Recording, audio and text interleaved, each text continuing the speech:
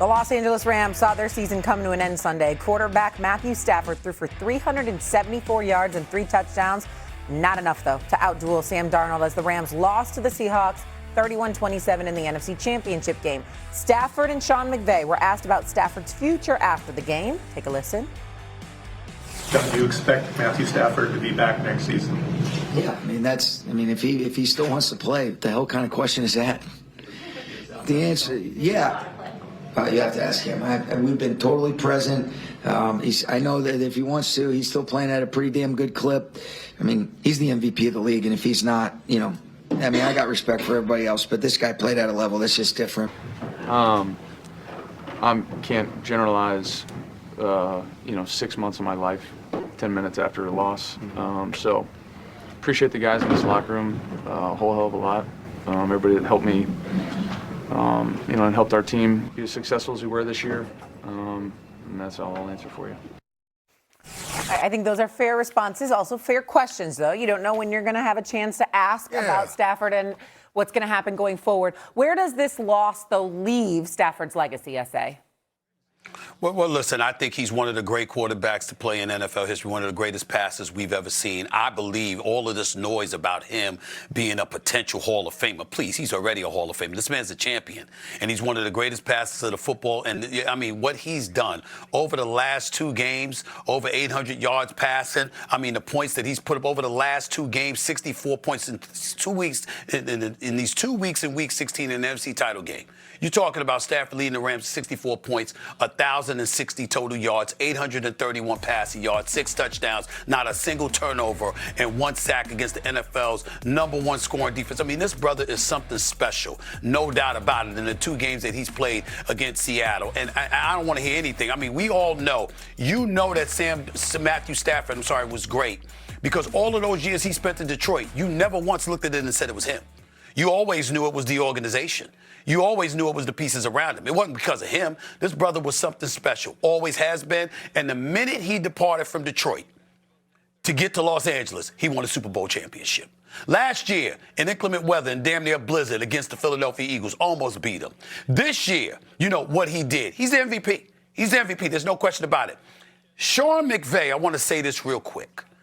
Sean McVay, there's very few coaches I have more respect and love for than this brother. I think he's brilliant. I've had the pleasure of meeting him on a couple of occasions. I think the man is just a brilliant football mind. He's a hell of a coach. What he said to the reporter disturbed me, because you looking at the reporter like the reporter's getting it out of thin air. Wasn't it Matthew Stafford that was contemplating departing? Wasn't it the Los Angeles Rams that gave him permission to talk to other teams before they ultimately rekindled things and he ended up staying? Wasn't it Matthew Stafford that had the bad back and we were wondering whether or not he was going to be available at certain parts of the season for the Los Angeles Rams? Wasn't it him talking about Father Time, 37 years of age? How much time does he have left? Didn't he just say in the postgame that this is too soon to think about that? I need some time to think about it, etc. Sometimes folks look at reporters and it's like, where the hell do you think we get this from? You get it from them. You get it from the organizations. You get it from the players. So when I see that kind of reaction, it's like, oh, my God, what kind of a question? You mean what kind of a question is that? It was a perfectly logical question, considering the fact that you walked into this season wondering whether or not this was going to be his last year. He just played like an all-world player. So obviously that's not something you're contemplating now. But the question was legitimate, and I just want to say that. I think the only thing left for Matthew Stafford's legacy is he a top 10 quarterback all time. All time. And I think what we saw last night leaves that still up for question. I think if they win last night, they win the Super Bowl, he would go as a top 10 quarterback of all time. He's top 7 in basically every passing category. I believe he should and will win MVP this year. He'd be a 2-time Super Bowl NFL champion or Super Bowl champion. So I think that's the only thing left for Stafford's legacy or unknown is, does he play another year? And if he does he get that second Super Bowl trophy? I think there's only 13 guys that have multiple. I believe so. That might be high as well. It might be 7. And so, that's the only thing left. And I think that's the disappointing thing coming off of yesterday is the fact that the play warranting a win. And again, many people believe the winner of that last night's game will win the Super Bowl. I would have believed the Rams would have as well. So he's a lock Hall of Famer. Anybody that has the Hall of Fame conversation, you're absolutely out of your mind. He's a lock. The Hall of Fame conversation is ridiculous with Matthew Stafford. He's a lock for that. And I think this year put it into the conversation that Matthew Stafford's a first ballot Hall of Famer. This defense and the special teams of the Rams cost Matthew Stafford being in conversations for top 5 quarterbacks of all time, especially modern era. And here is why. Drew Brees, for all the numbers that he has, never won an MVP. Drew Brees only won 1 Super Bowl.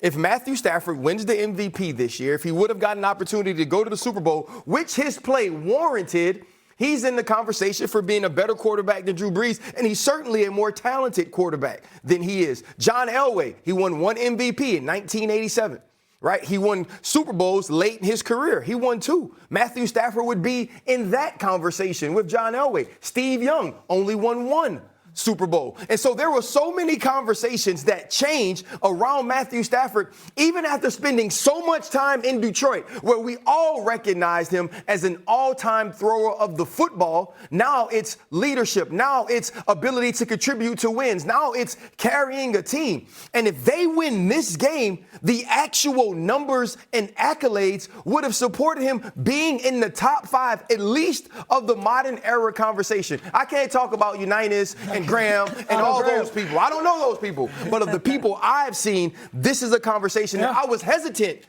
to get into with Dan that I have now changed my mind on after watching last night's I feel like I'm wearing the Mad Dog hat. I'll go the Mad Dog route. Let me bring us into the history books here. Just offhand, before we say top 10, Dan, who are you putting them in instead of? Tom Brady? No. Peyton Manning? No. Joe Montana? No. Johnny Unitas? Yes. Patrick Mahomes? No. Aaron Rodgers? If he had 1, yes. Brett Favre? If he had 1, yes. Brett has 3 in a row, which changes some of the conversation. But if he wins another Super Bowl, that's a conversation those 2 players are not in. Yeah. And then I had Elway. I thought RC's point. I mean, it puts him in that conversation. Maybe not with. And then I went with Otto Graham. So yes, that's it. I don't know those guys. That's it. It's a legit thing. Yeah. We talk about Dan Marino. Don't we talk about Dan Marino being one of the greatest passers and all-time great? Don't we have Dan Marino in the conversation consistently? Yes. Do you know that Matthew Stafford just completed his 17th season? Do you know that Dan Marino played 17 years? Even though times have changed, and we understand that, Matthew Stafford has more touchdown passes, less interceptions, and has a higher percentage. And by the way, he won a Super Bowl and Dan Marino never did. Now, we can say for the same reasons that Matthew Stafford just lost, because Dan Marino was super duper and Clayton and those boys clearly should have won a Super Bowl, but Don Shula and those boys never gave him a defense. And we understand that. Last night we saw that the Rams didn't have much of a defense, and obviously their special teams was compromised. But when you look at Matthew Stafford and what he brings to the table, by the way, 35 interceptions over the last 4 years. 35 interceptions over the last 4 years. That's Matthew Stafford. This is what he brings. 3 of the last 4 years and 11 1 year. That's what this man is bringing to the table. 46 touchdowns, 8 interceptions at age 37. And we know that he's not in the Super Bowl because of that damn defense and special teams. I mean, I just can't say enough about Matthew Stafford personally. And he most clearly is the league MVP this year, without question. I mean, if he wins the MVP, he ain't walking away. How could you walk away after you win an MVP? Although it does sound like he's going to come back, so maybe the Rams You got 4 little tiny beautiful reasons that you might want to sit at home. That's true. By the way, according to Adam Schefter, who love football and like seeing their daddy play. And so as a result, that being at SoFi Stadium in California, there are worse places to play football. That's true. That's true. So maybe we see the Rams try and run it back again then next year. Coming up on First Take, could Drake May and Mike Vrabel